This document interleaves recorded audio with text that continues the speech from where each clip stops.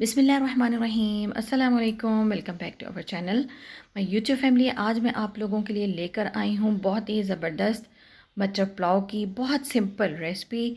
और उसको बनाने के लिए सबसे पहले मैंने 2 गिलास चावल जो हैं वो अच्छे से वॉश करने के बाद भिगो कर रख दिए हैं। उसके बाद एक खुले मुँह का पतीला ले लिया है, यानी खुले बर्तन में हम चावल बनाएंगे।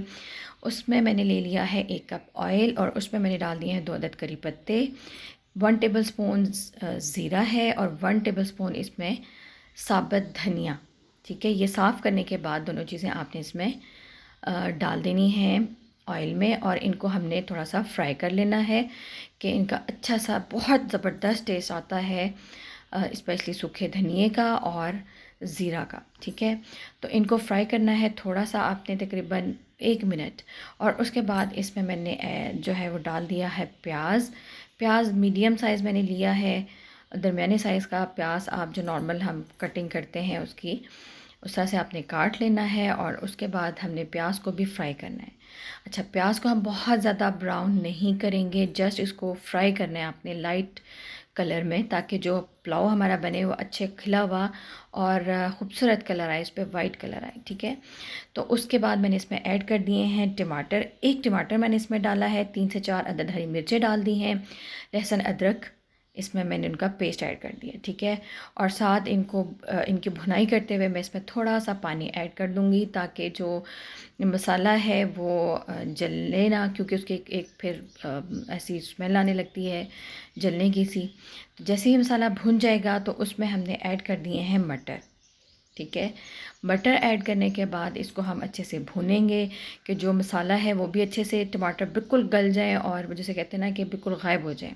ठीक है, घुल जाएं पूरे मसाले के अंदर और जो मटर हैं वो भी गलने के करीब हो जाए। तो ये देखिए कि इसको अब हमने अच्छे से तेज़ आंच पे बेशक आप इसको पका लें। यहाँ आप देखिए कि ऑलमोस्ट जो मसाला है आपने इसमें बेशक अगर आपको ज़रूरत हो तो आप इसमें थोड़ा थोड़ा सा पानी ऐड कर सकते हैं। जी, तो यहाँ पर मटर जो है ऑलमोस्ट गल चुके हुए हैं और मसाला अच्छे से भुन चुका है। मैंने इसमें पानी ऐड कर दिया है।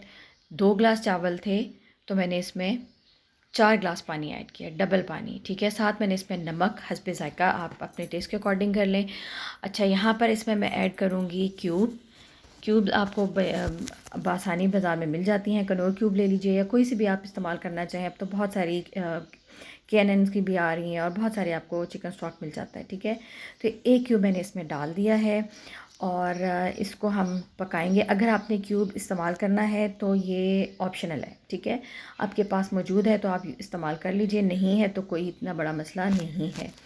और अगर आप क्यूब ऐड करेंगे तो आपने इसमें नमक थोड़ा सा कम डालना है क्योंकि क्यूब्स में भी नमक होता है।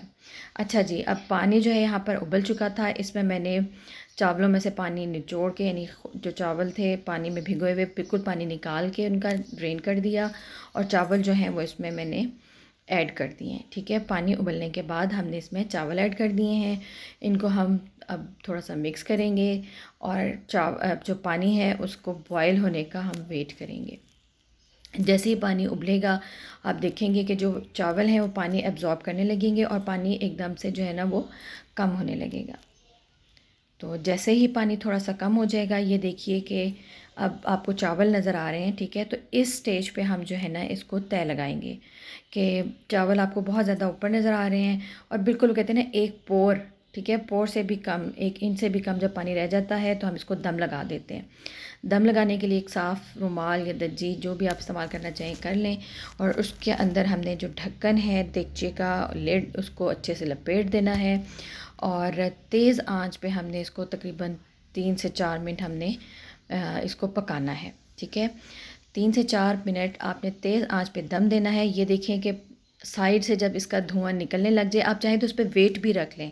ठीक है, तो फिर अच्छे से दम आता है। जब धुआं निकलने लगता है तो निशानी होती है कि आप इसको दम आ चुका है। उसके बाद आपने आंच बिल्कुल स्लो कर लेनी है और ये देखें कि मैंने माशाल्लाह दम हटाया, क्या ज़बरदस्त खुशबू और कितना ज़बरदस्त इसका जो है ना एक टेस्ट तो नहीं आ रहा लेकिन खुशबू बहुत अच्छी आ रही है।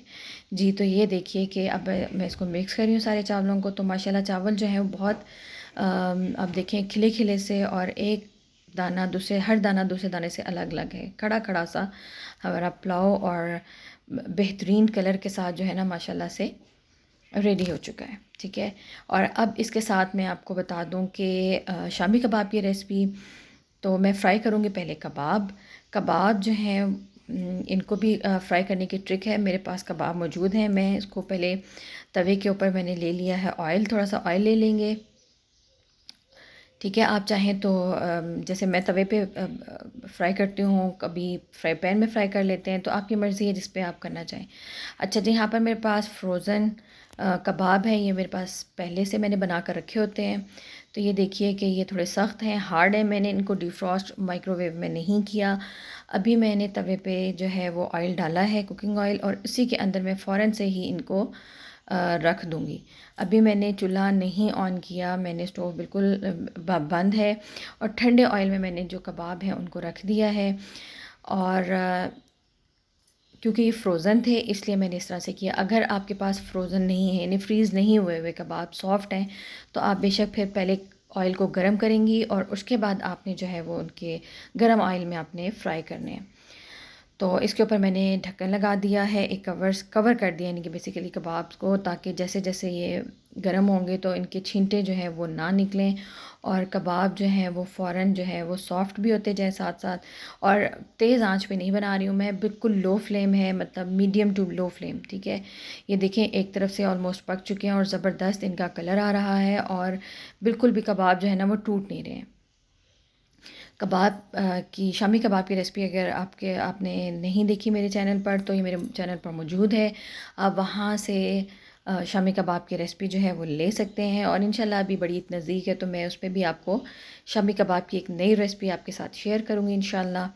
तो ये देखिए जी कि ज़बरदस्त सी जो हमारे शामी कबाब हैं वो फ्राई हो चुके हैं, और देखिए कि किस कदर ज़बरदस्त माशाल्लाह इनका प्यारा कलर, जो एक गोल्डन कलर आना चाहिए, ज़बरदस्त सा वो आ चुका है। और अब मैं इनको बिल्कुल साइड पे करती जाऊंगी, ताकि जो इनके अंदर एक्सेसिव ऑयल है वो सारा ड्रेन हो जाए।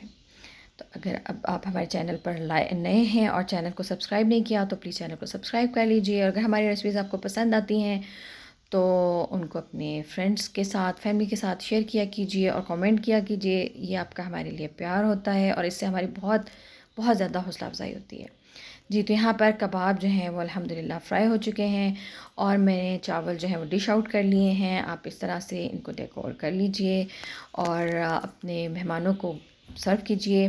कबाब और चावलों के साथ, मटर पुलाव के साथ आप रायता भी बना सकते हैं। आप दही रायता, कद्दू का रायता बना सकते हैं, वो भी आपको मेरे चैनल पर रेसिपीज़ मिल जाएंगी। और इसके साथ कचूमर सैलड जो है वो बहुत अच्छा, बहुत टेस्टी लगता है। उम्मीद करती हूँ आपको आज की रेसिपी अच्छी लगी होगी। इजाज़त दीजिए, अल्लाह हाफिज़।